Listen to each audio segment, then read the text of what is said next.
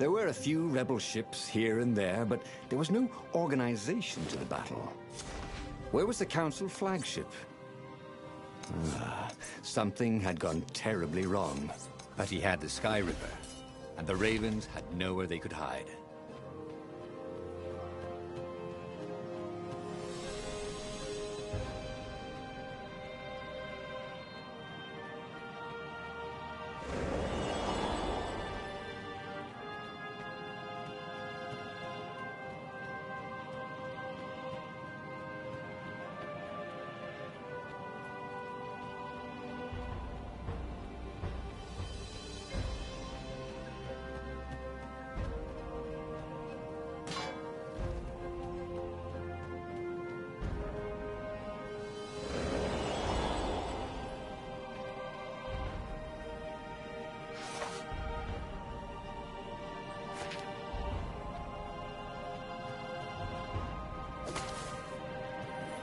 He felt like Tarzan.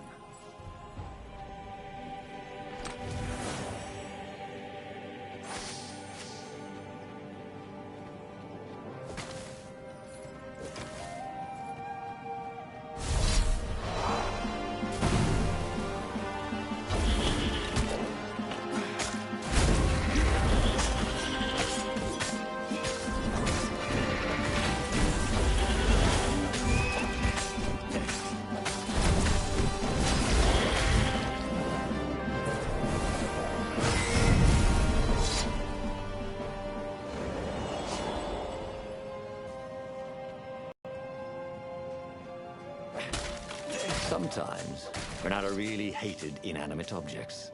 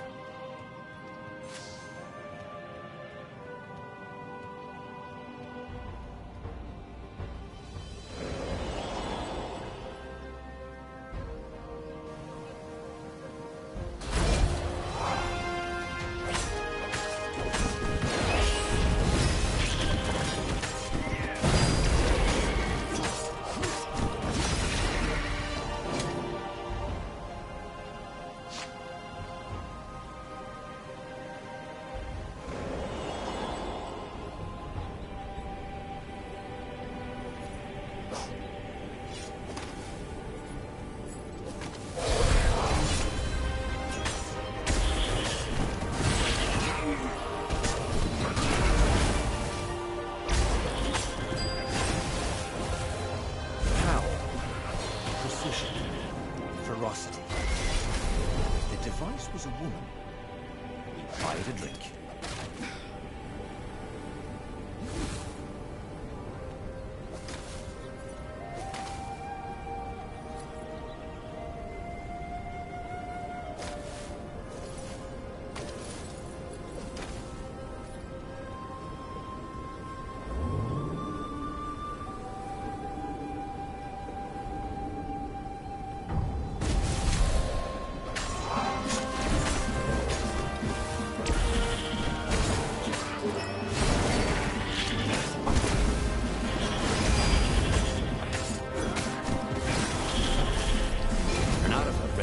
Faster, stronger, bolder. If only he could figure out which.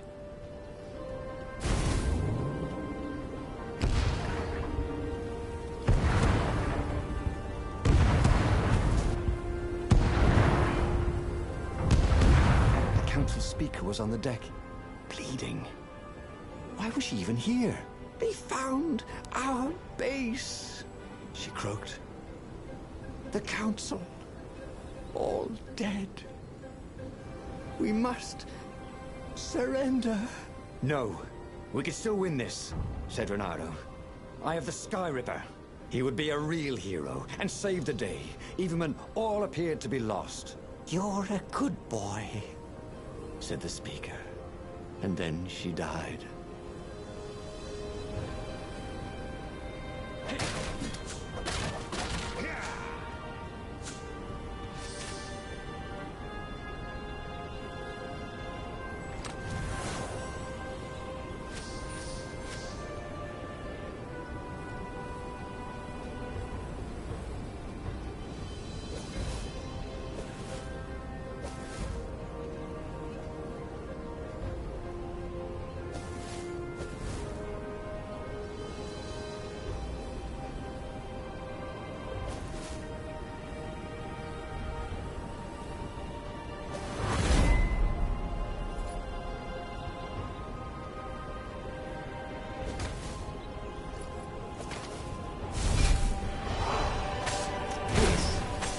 Craziest weapon he'd ever used.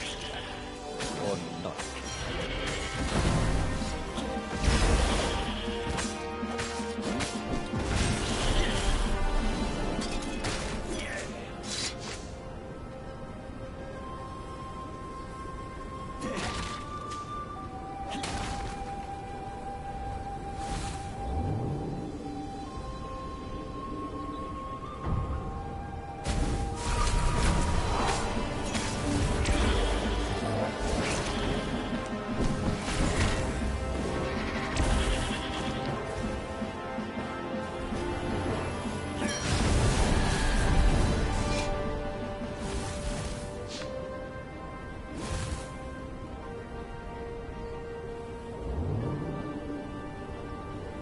There was an inscription. Praised the sun.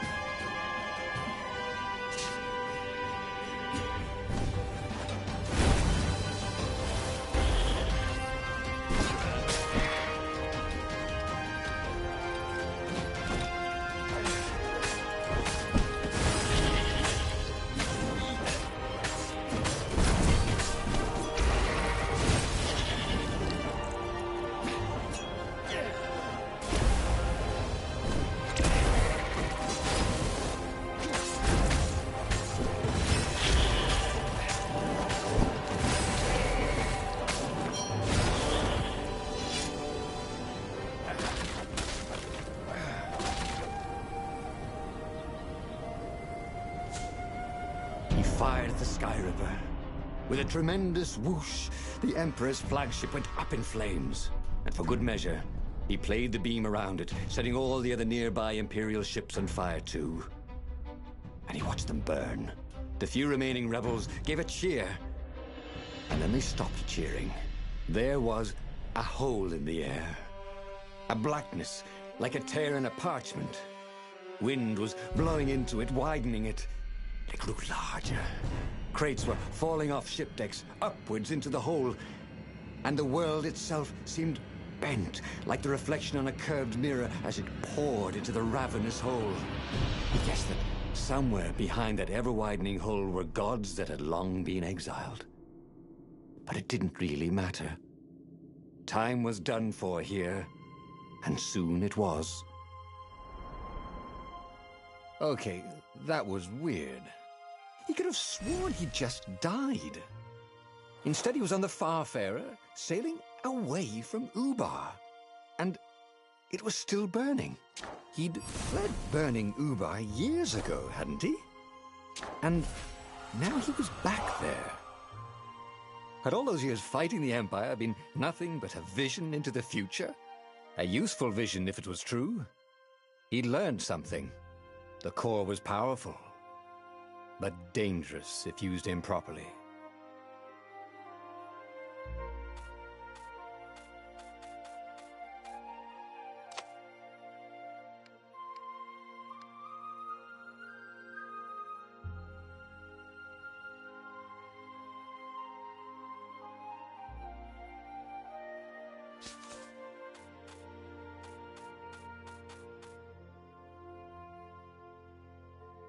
He'd made bad choices.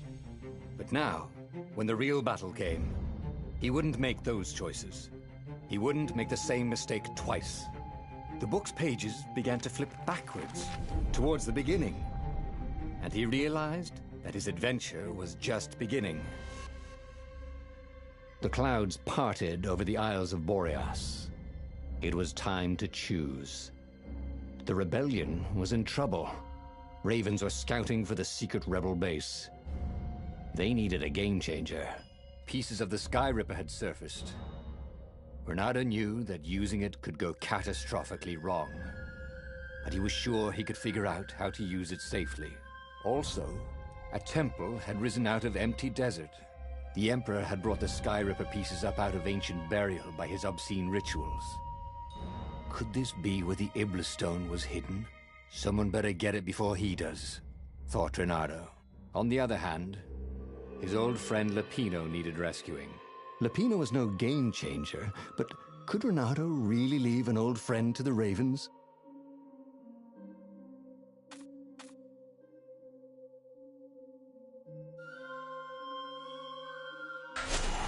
The island was...